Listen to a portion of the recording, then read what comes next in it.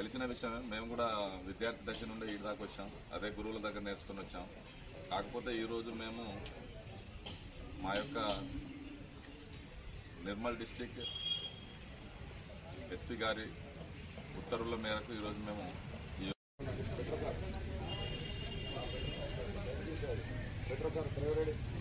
ASI ఉన్నది 9:30కి blue coat ఉంటుంది కదా, 100 కాల్ చేస్తే వస్తారు. అది బ్లూ కోట్ అన్నమాట. ఓకేనా, ఈ బ్లూ కోట్ వాళ్ళు SHO అని చెప్తారు. బయట మనం ఏంటంటే ఎస్ఐ గారిని పిలుస్తాం కదా, మనము లీగల్ టర్మినాలజీ మాట్లాడేదంటే SHO స్టేషన్ హౌస్ ఆఫీసర్ అంటే ఈ దానికి మొత్తానికి ఇన్ఛార్జ్ బాస్.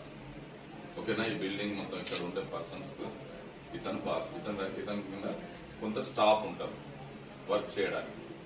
ఆ విధంగా వర్క్ చేసినప్పుడు రిసెప్షన్ అని, స్టేషన్ ఇన్ఛార్జ్ అని, అదేవిధంగా ట్యూషన్స్ అన్నీ ఉన్నాయి.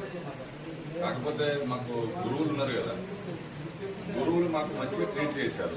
అంటే చదువుకున్న అబ్బాయిని మంచిగా చదివించడం, చదువురాని పిల్లల్ని కొంచెం బెత్తంతో కొట్టేసేసి చదివించారు ఒకప్పుడు. ఇప్పుడు లేదు కదా, కాబట్టి ఇప్పుడు లేవు కాబట్టి కొన్ని పెరిగిపోయినాయి. ఓకేనా.